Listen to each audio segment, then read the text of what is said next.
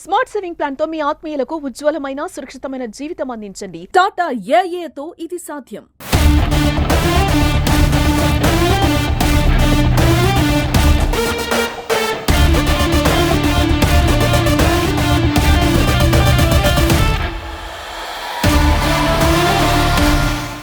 గత 2 రోజులుగా కామారెడ్డి జిల్లాలో, నిజామాబాద్ జిల్లాలో పడినటువంటి భారీ వర్షాల వల్ల కామారెడ్డి జిల్లాలో కూడా నష్టం జరిగింది.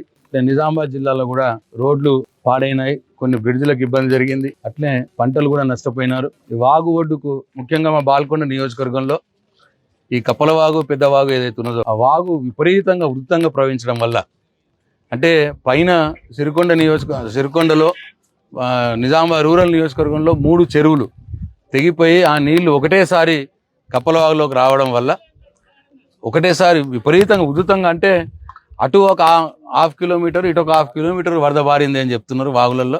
ఇక్కడ ఉన్న పెద్ద మనుషులు చెప్తా ఉన్నారు, మేము మాకు తెలిసినప్పటి నుంచి మేము చూడలేదు ఇంత వాగు పారడం అని చెప్పి మాట్లాడుతూ ఉన్నారు. సరే, మనం ఏం చేయలేము, అది ప్రకృతి వైపరీత్యం, మరి భగవంతుడి దయ. కాబట్టి ఆ విపరీతమైన ఈ వాగు వృద్ధి వల్ల వాగొడ్డున ఉన్నటువంటి పంటలు కూడా నష్టపోవడం జరిగింది. పొలాలు కావచ్చు, మక్కలు కావచ్చు, సోయలు కావచ్చు, అవన్నీ కూడా ప్రిలిమినరీ ఎస్టిమేట్ చేపించినాం. ప్రిలిమినరీ ఎస్టిమేట్ ప్రకారం మొత్తం నియోజకవర్గంలో 1162 ఎకరాల్లో వరి పంట నష్టం జరిగింది అని చెప్తున్నారు వ్యవసాయ శాఖ అధికారులు. అట్లనే 95 ఎకరాల్లో మక్క నష్టం జరిగిందని చెప్తున్నారు. 30 ఎకరాల్లో సోయా నష్టం జరిగిందని చెప్తున్నారు. నేను మళ్ళీ ఇవాళ రేపు కూడా వెరిఫై చేయమన్నాను. మరి నిన్న మొన్న వర్షాల్లో మీరు సరిగా చూడకపోతే మరి మళ్ళీ వెరిఫై చేయమని చెప్పాను నేను అధికారులకు. ఎందుకంటే చాలామంది రైతులు నేను ఏ గ్రామానికి పోయినా మా పంట నష్టం జరిగింది అన్న మాట మాట్లాడుతున్నారు. ఇక్కడ అధికారుల లెక్కలు చూస్తేనేమో తక్కువ కనిపిస్తూ ఉన్నది. కాబట్టి మళ్ళీ ఇవాళ రేపు కూడా సర్వే చేసి ఫైనల్గా మీరు ఒక ఫిగర్కి రండి అని చెప్పినాను.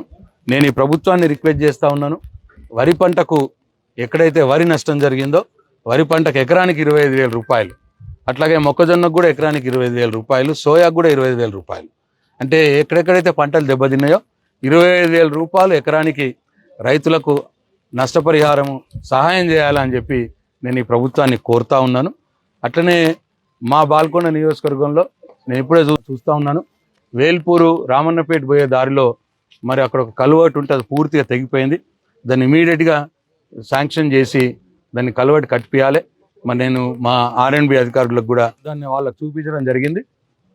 అట్లనే ఈ ఆర్మూర్ భీమ్గల్ రూట్లో భీమ్గల్ దగ్గర, బడా భీమ్గల్ దగ్గర ఏదైతే కపలవాగు మీద పెద్ద వంతెన ఉన్నదో ఈ వంతెన ఒక గర్డర్ పక్కకు స్లైడ్ కావడం జరిగింది. మరి ఎంత నష్టం జరిగింది, ఏమైంది ఇంకా ఇప్పుడే అంచనాకు రాలేము. ఎస్సీ గారిని అర్జెంటుగా ఇప్పుడే మాట్లాడాను నేను, ఎస్సీ గారికి, R&B ఎస్సీ గారికి.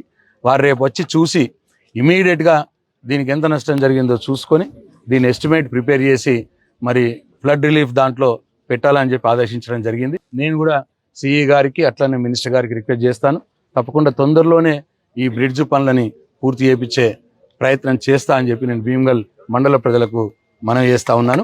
అట్లనే ఆర్మూర్ భీమ్గల్ రోడ్లో మోతే దగ్గర అక్కడ కూడా ఒక కల్వర్ట్ మరి అక్కడ కూడా జరిగిపోయింది పక్కకు, అది కూడా దెబ్బతినే ప్రమాదం ఉన్నది. అది ఇంతకుముందు శాంక్షన్ చేసి ఉన్నాం, కానీ డీశాంక్షన్ అయింది. ఇప్పుడు అది ఆల్రెడీ మంజూరైంది కాబట్టి దాన్ని టేకప్ చేయాలని చెప్పి నేను అధికారులకు సూచిస్తూ ఉన్నాను. అది ఒకవేళ డీశాంక్షన్ అయితే మళ్ళీ మినిస్టర్ గారికి ప్రపోజల్ పెడదాం, నేను కూడా రిక్వెస్ట్ చేస్తాను. ఆ కల్వర్ట్ కూడా ఇమీడియట్గా చేస్తాం. అట్లనే ఉప్లూరు దగ్గర కూడా రోడ్డు డ్యామేజ్ అయింది వార్తలు వచ్చి నేను ఇంకెళ్ళి చూడలేదు. ఇంకా అన్నీ కూడా నియోజకవర్గంలో అటు పంచాయతీరాజ్ డిపార్ట్మెంట్లో కావచ్చు, R&B డిపార్ట్మెంట్లో కావచ్చు, మరి వర్షాల వల్ల ప్రకృతి వైపరీత్యం, దీనికి ఎవరైనా చేసేది లేదు, ఎవరిని కూడా నిందించే అవసరం లేదు. ప్రకృతి వైపరీత్యం కాబట్టి జరిగిన నష్టాన్ని తొందరలోనే చేసుకోవాలి. అట్లనే ఆర్మూర్ ఈ భీమ్గల్ ఇదే బ్రిడ్జ్ కంటే ఆర్మూర్ భీమ్గల్ రోడ్లో మధ్యలో బడా భీమ్గల్ దగ్గర రోడ్ కోసుకుపోవడం జరిగింది. దాన్ని కూడా ఇమీడియట్ రీస్టోరేషన్ చేయించి ఇప్పుడు ఏమన్నా జనాలు తిరగటానికి అవకాశం ఉంటే చేపించి దాన్ని కూడా టేకప్ చేయాలని చెప్పి చేస్తాను. కానీ ఈ రెండు ఒకటేసారి చేస్తే కానీ ఈ రోడ్డు లైన్లోకి రాదు. కాబట్టి ఈ ప్రతిదీ కూడా ఎక్కడెక్కడైతే పంచాయతీరాజ్ డిపార్ట్మెంట్లో నష్టం జరిగినాయో అవన్నీ కూడా లిస్ట్ అవుట్ చేసుకొని మరి మినిస్టర్ సీతక్క గారికి రిక్వెస్ట్ చేయడం జరుగుతుంది. అట్లా R&B డిపార్ట్మెంట్లో ఏవైతే నష్టం జరిగినాయో అవన్నీ కూడా R&B మంత్రి గారు వెంకటరెడ్డి గారికి కూడా రిక్వెస్ట్ చేయడం జరుగుతుంది. అధికారులకు కూడా అన్ని కూడా నేను పర్సూ చేసి ఎంత వీలైతే అంత తొందరగా ఈ పనులన్నీ కూడా పూర్తి చేయించే ప్రయత్నం చేస్తా అని చెప్పి మనం చేస్తా ఉన్నాను. అయితే ఈ సందర్భంగా నేను నా బాల్కొండ నియోజకవర్గ ప్రజలకు నేను మనవి చేస్తా ఉన్నాను, దయచేసి ఇవాళ రేపు కూడా వర్షాలు ఉంటాయని చెప్పి వాతావరణ శాఖ చెప్తున్నది. కాబట్టి దయచేసి క్షేమంగా ఉండండి. అత్యవసర పని ఉంటేనే ఇంట్లో నుంచి బయటకు రండి. వాగుల దగ్గరికి వెళ్ళకండి, చెరువు కట్టల దగ్గరికి వెళ్ళకండి, కరెంటు పోల దగ్గరికి వెళ్ళకండి, చిన్నపిల్లల్ని అస్సలు వెళ్ళనీయద్దు. దయచేసి ఈ జాగ్రత్తలు మీరు తీసుకోవాలి. అధికార యంత్రాంగం, రెవెన్యూ యంత్రాంగం కావచ్చు, ఆర్ఎన్బి డిపార్ట్మెంట్ కావచ్చు, పిఆర్ డిపార్ట్మెంట్ కావచ్చు, ఇరిగేషన్ డిపార్ట్మెంట్ కావచ్చు, ఎలక్ట్రిసిటీ డిపార్ట్మెంట్ కావచ్చు, పోలీస్ డిపార్ట్మెంట్ ఎట్లయినా ఫ్రంట్ లైన్లో ఉండి పనిచేస్తూ ఉన్నది. ఈ అన్ని డిపార్ట్మెంట్లు కూడా సమన్వయం చేసుకొని ప్రజలకు ఎక్కడికక్కడ ఇబ్బంది లేకుండా చూడాలని చెప్పి నేను అధికారులకు కూడా ఆదేశించడం జరుగుతూ ఉన్నది. నేను కూడా అందుబాటులో ఉంటాను. నేను ఇవాళ ఇక్కడే వేల్పూర్లో అందుబాటులో ఉంటాను. రేపు నాకు అసెంబ్లీ ఉన్నది, చూస్తాను. ఇక్కడ ఏమైనా పరిస్థితి అట్లా బాగాలేకపోతే అసెంబ్లీకి కూడా పోకుండా నేను ఇక్కడే ఉండే ప్రయత్నం చేస్తాను. కాబట్టి ఎక్కడైనా ఏ గ్రామంలో ఎవరికైనా ఇబ్బంది జరిగినా నాకు ఫోన్ చేయండి, నా పి అరుణ్కి ఫోన్ చేయండి, సురీత్ రెడ్డి అన్న అఫీషియల్ పిఏ ఉంటాడు ఆయనకు ఫోన్ చేయండి, లేదు అక్కడ ఉన్నటువంటి మా పార్టీ మండల పార్టీ అధ్యక్షులకు మీరు ఫోన్ చేయండి. మా పార్టీ యంత్రాంగం కూడా మీ దగ్గరకు వస్తుంది, అధికారులు కూడా మీ దగ్గరకు వస్తారు.